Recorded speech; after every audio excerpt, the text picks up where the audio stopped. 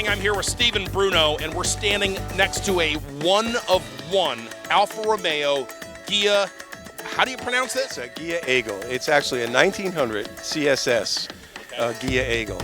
The car is a one-of-one custom-built, coach-built car. It's an aluminum body car, and it was built for the Geneva car show stand in '55. Looks like it's like something from another world. The paint is absolutely mind-blowing.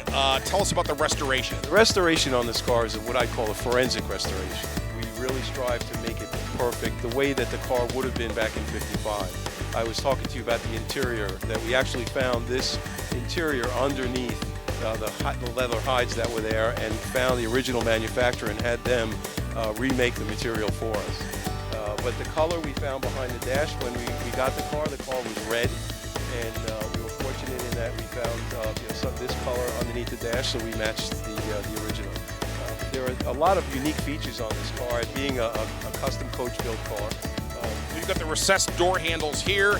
This treatment here is extraordinary on the rear haunches. Tell us about that. This is, it was back in '55, the jet age, so they wanted to have inlets, and people think that this is an actual inlet. It's not, it's just show. But if you walk around the car, you'll see, unique features in the front, the way they incorporated the Alfa Romeo trademark, kidney-shaped grille into the design.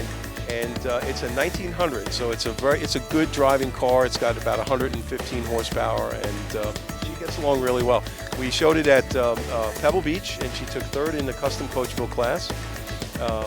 We showed it at Villa d'Este. It was invited to Villa d'Este, and at Amelia Island, it won Best in Class and Most Elegant Sports Car. And the car was restored by the Creative Workshop in Dania Beach, Florida.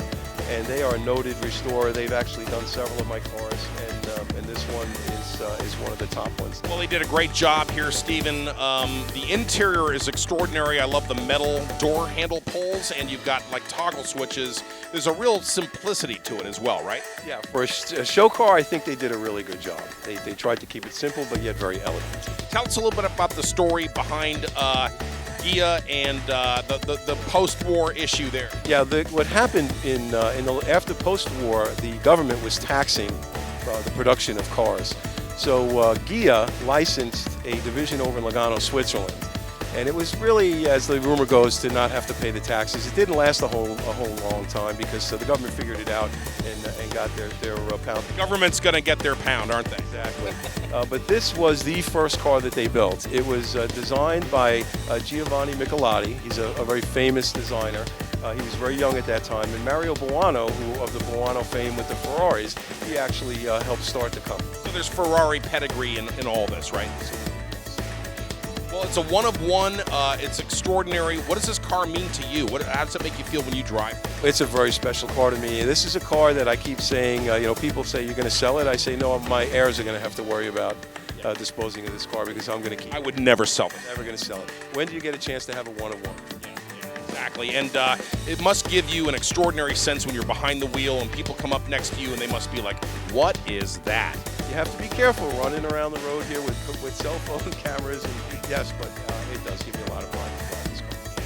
Well, it's a beautiful car. Thanks for joining us here, and we're just going to drink this car in for a few minutes. Thank you very much.